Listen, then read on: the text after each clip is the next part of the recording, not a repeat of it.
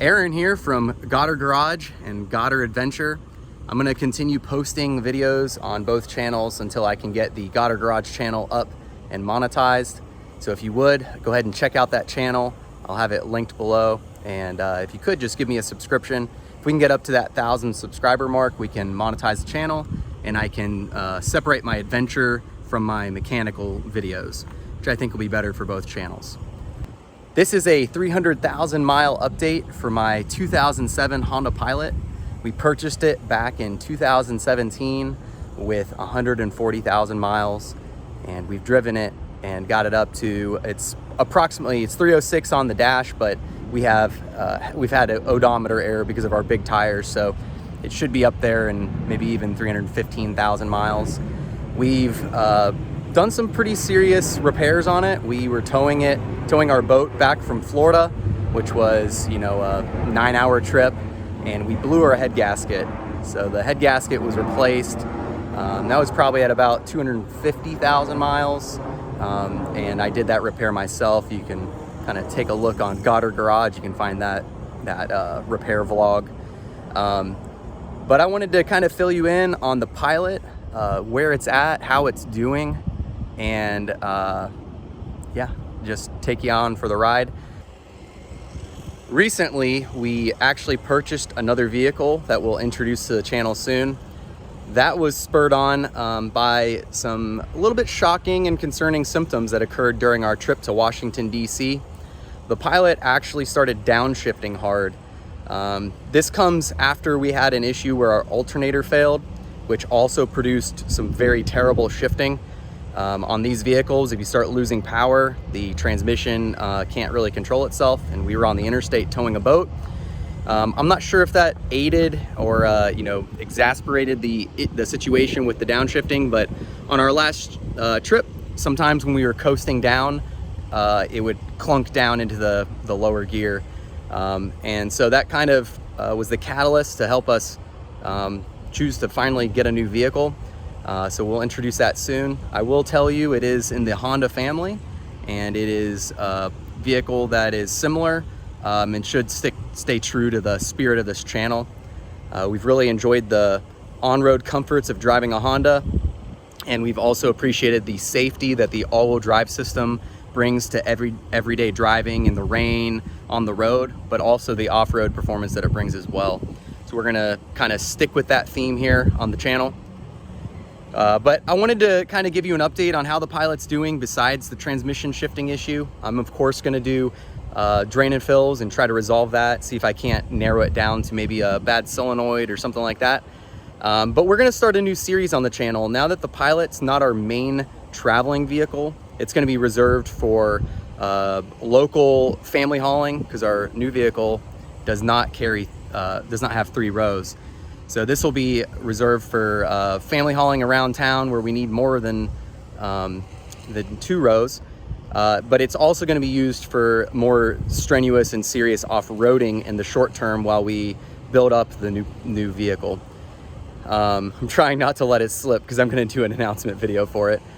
But the Pilot, it's held in there. It's at 300,000 miles.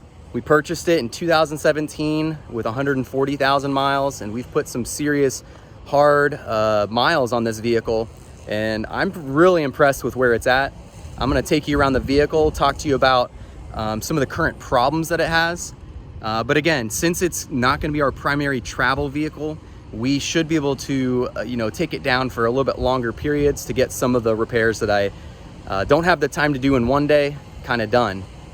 So let me take you around the vehicle and we'll show you what we're working with. I want to start off by saying that I am really happy with where we've gotten the vehicle at this point in its life. I really like the lift and the way it's sitting. I like the air springs in the rear that help me adjust the kind of load carrying ability that it has. The flat out suspension, I'm gonna do a dedicated video review. We'll call it the, 40,000 mile update. I'm not sure if it's been quite that long, but I believe it has. They've grown on me a good bit. And I have a lot of thoughts in regards to them, but I'll save that for another video. Currently, we're sitting with two 245, 75, 16 tires. So that's like a 31.5-inch tire, and I think it's a really good fit for the first gen Pilot. It's definitely what I would recommend. Our 32-inch tires looked really sweet, and they definitely performed well on you know, flat ground, off-road in the mud. But as soon as you get into hilly situations, you're gonna want the smaller tires so your gearing isn't too disrupted. But overall, super pleased with the suspension. The new Detroit axle rotors and calipers and brake pads really brought new life to the brake system here. And overall, you know, in that regard, you know, the Pilot's doing great. I still can't believe that I was able to install a hidden front hitch receiver on the Pilot that actually functions. We've pulled ourselves out of situations a couple times now, and the 5,500 pound winch with the snatch block or the snatch ring really has done a great job pulling our vehicle out of the situations we get it into. As you can see, we've got our Nolo Designs skid plate on the front. That thing's been a tank, really helping you know, deflect rocks and keep the oil pan safe. We haven't had any issues with the oil pan. We still are fighting the peeling clear coat on the front. I just never got around to paying someone to paint it. And as long as I keep it covered in mud, it doesn't look too bad. But as soon as I wash it, it becomes very obvious. One of the things that's gone wrong with the Pilot presently is that I believe it's the condenser fan is actually not running right now. And it is summer here in Charleston, South Carolina. So I need to get that fixed. Ironically, the Pilot actually has better air conditioning than my Honda CR-V did and my Honda Civic does. That's actually kind of dying. We'll have a video hopefully on the Goddard Garage channel fixing the Honda Civic air conditioner. I think the AC pump's gone out or is going out. But the Pilot, since we replaced the compressor, it blows the coldest air conditioning of any vehicle I've ever been in. In fact, we routinely have to turn the air conditioning down because the kids complain that it's too cold, even if it's 100 degrees outside. So the engine bay is definitely not clean here on the Pilot. The engine is holding in after the head gasket repair, and I realized recently that I never did a video featuring our P2R J37 intake adapter here. So we have a J37 throttle body paired with our J35 motor here. I remember the reason why I never posted it. It's because I was having a lot of issues with the intake whistling, a really annoying high-pitched whistle when I first installed it. And you know, I wanted to do justice to the system and get rid of that whistle, but it took me forever. Eventually I figured out that the plastic thermal gaskets, for whatever reason, just were not sealing on my vehicle. So I went ahead and installed OEM gaskets, and that's working just fine. The whistle is gone. But we have a massive, you know, cone filter here pulling into this, into the intake. And I definitely think it has made a performance boost, especially on acceleration. Feels like the VTEC kicks in earlier. I personally love the roar that it gives when you open up the throttle and give it a go. I don't have any fancy, you know, exhaust on here to make it sound louder. So all the noise you hear in my videos is from this intake making a bunch of, you know, awesome, powerful noises.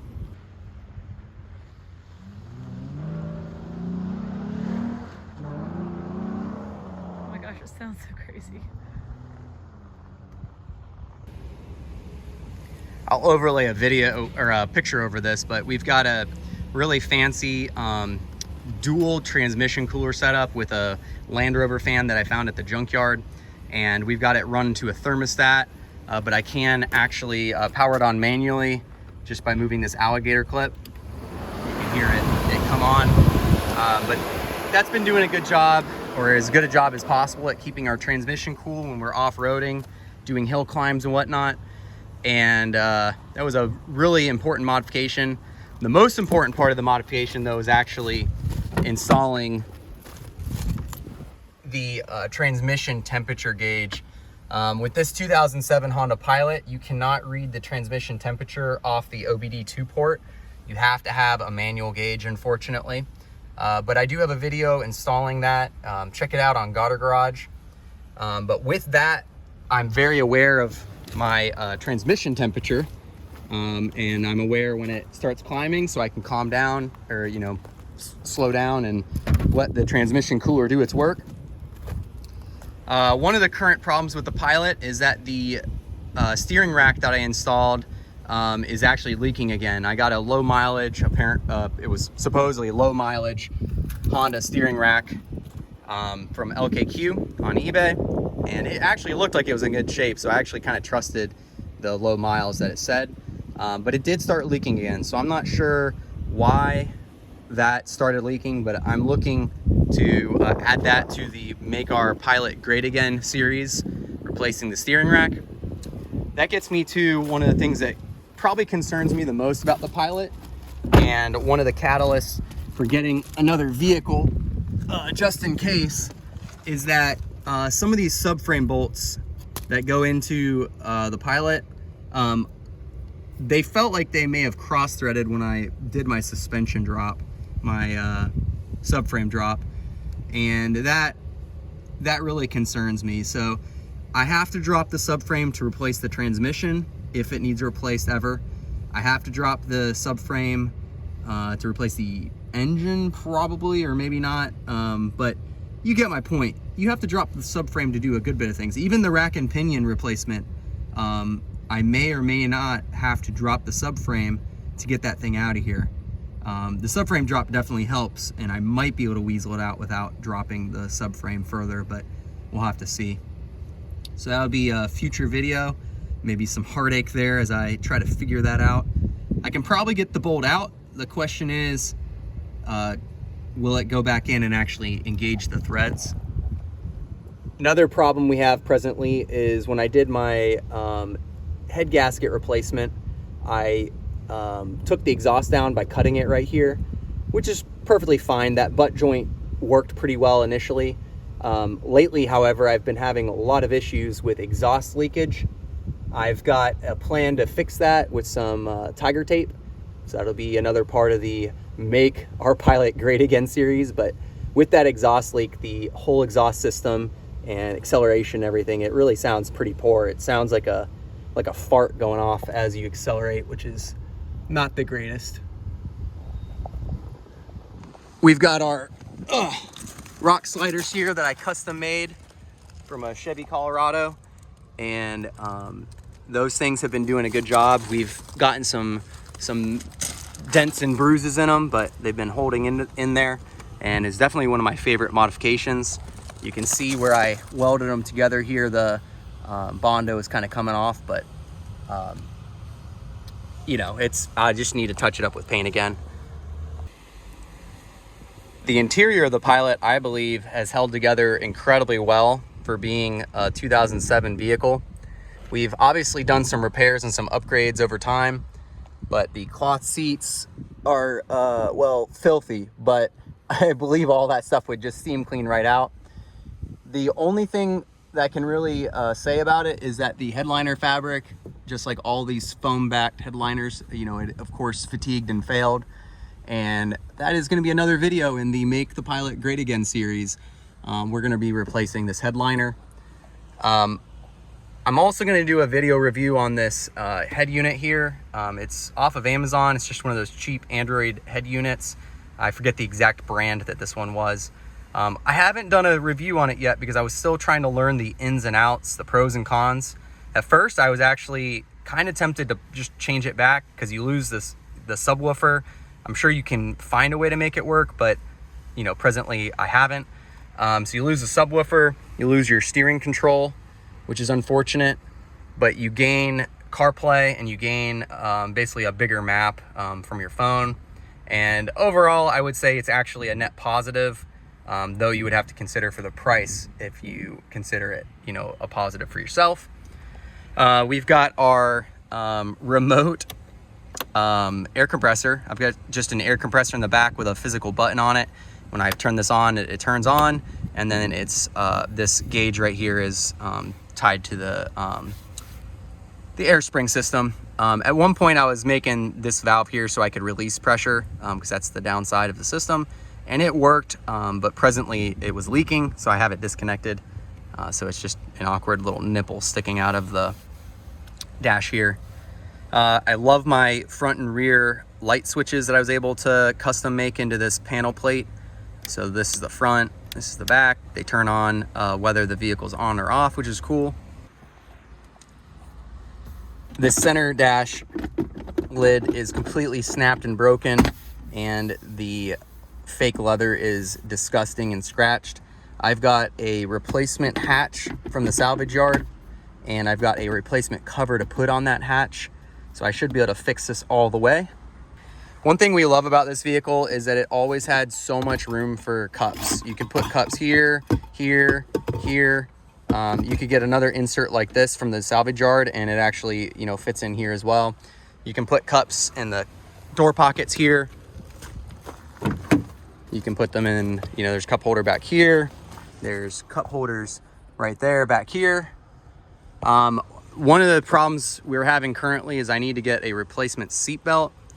Our dog Saphira, who has actually passed, you guys will see the last adventure videos with her coming up soon, our Florida adventure. But she left us a little farewell present here, and this is not safe. But yeah, that stuff's all doing great. Here you can see the air compressor that I have tied to the front up there.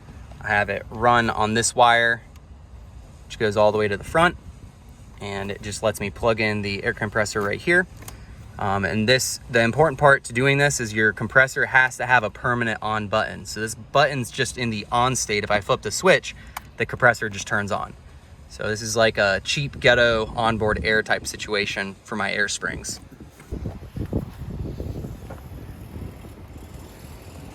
This roof basket has been doing awesome. Definitely love having all the tools. We used the high lift handle just recently to repair the Honda Civic. I actually needed to break one of the tire lug nuts off, and I couldn't do it with the tire iron. I didn't have enough leverage, and that handle was able to do it for me.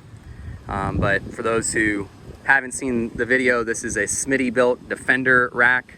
You can check out my video that features it on the Goddard Garage channel. So some of the other things, as far as the status of the vehicle, the suspension presently is back to kind of like a rough state. I would say my Pilot, because I off-roaded a lot, it kind of goes, you know, I get it running really smooth and the suspension's not creaky or, you know, clunky at all. And then it kind of, you know, I off-roaded a lot, and the different bushings and whatnot need replaced. Mostly on the kind of like aftermarket parts I have, like the adjustable camber arms in the rear seem like the bushings go bad on those pretty often. But you know, I just get under the car, kind of track down where the creak or the moan or the different, you know, noises are coming from and try to fix it. But I'm gonna try to do that again here. It's definitely functioning fine, and once you slow down and air down the tires off-road, you don't hear the clunks nearly as much. In the rear, where the subframe meets the body of the vehicle, you can get, in fact, most Honda Pilots do get rot here. So what I did was I used a welder, and I took some angle iron and some flat sheets of metal, and I made what I'm calling, what I guess we call it, a saddle. And you basically cut out the rot, move the saddle up, you drill through it, through bolt it, and then you through bolt a long bolt up into the cab of the vehicle with a top plate on it that sandwiches it down. The main thing with this portion of the subframe is you want it level with the rest of the subframe. So you want to make sure, I've got a subframe drop, but I've also got a spacer in here.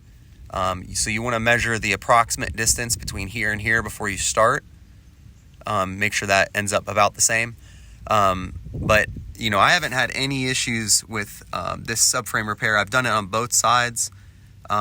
If your Pilot that you're looking at has the rot there, and you're willing to either pay someone to work on it or you're willing to do it yourself, in my mind, it's a wonderful bargaining bargaining chip. You can use that, I would think, to get that vehicle a lot cheaper, though maybe not. But we can kind of see up here some of the body rot that, you know, is kind of happening. And this is another reason why we needed to get a second vehicle for towing the boat and whatnot. You know, I'm definitely aware that this is not looking so hot on this side right here. It's got good metal. Well, it even kind of has bad metal right here. So to be honest, this vehicle right here probably has no purpose towing the boat anymore. We could probably tow a lighter trailer, but you know, this is not the greatest here. And I guess the last thing to sum it up that is kind of really wrong with the Pilot is we've been dealing with, as many Pilot owners do, we're dealing with a cold engine start rough idle. So if we start up the Pilot from cold, it does not idle well until the engine is warm. And I've done some different things. I've replaced the EGR valve. I've, you know, cleaned out the PCV valve. I've, you know, checked all the different airways to make sure there's no gunk in them. I've got kind of a custom setup at this point with ported runners and whatnot. So I'm still trying to track down and see if I can resolve that. When I first did my head gasket repair, after we adjusted the valves, it seemed like the issue had gone away, but it slowly came back. So one of my theories that I'm going to try next is replacing the ported runner gaskets with some stock gaskets, because currently they're the plastic thermal gaskets, but we'll see how that works. But that'll be part of the project for the Make the Pilot Great Again series, as much as I'm going to pitch that. But overall, the Pilot is still running reliably. I've driven it to work today and this past week. It definitely isn't the best on gas mileage, but overall, you know, it's an awesome, very unique vehicle that we love to own. And it's not going anywhere on the channel. And we definitely plan on having it out at the All-Wheel Drive Festival coming up. We've got Overland South here in Charleston coming up. The All-Wheel Drive Festival will be at Uwharrie. I'll link links to the websites for both of those in the description. Yeah, so, you know, it's not going anywhere. We're gonna do side-by-side videos with our new vehicle that we've got. And it's gonna take us a while to build the new vehicle up to what this Pilot is and what it's able to do. So there's gonna be a lot of adventures we choose this for over the other. Hope you guys enjoyed this video and found it informative. If you guys have a first-gen Pilot, let me know how yours is doing. I do my best to foster a little community on our channel where we help other Pilot owners out, other Honda enthusiasts as well. So if you have any questions, if you need help, just, you know, post a message. Doesn't hurt. We'll do our best to give you some helpful information. But I appreciate you guys for watching. I appreciate you guys for being part of our adventures and part of this channel. Please check out Goddard Garage and like and subscribe if you can. It'll really help me out if I can get that monetized. That way I can have a specific audience of adventure loving people for one channel and the mechanically inclined automotive people on the other channel. And of course, there's always going to be a strong overlap with the off-road adventures for our channel. But we'll catch you guys on the next repair or adventure. Aaron out.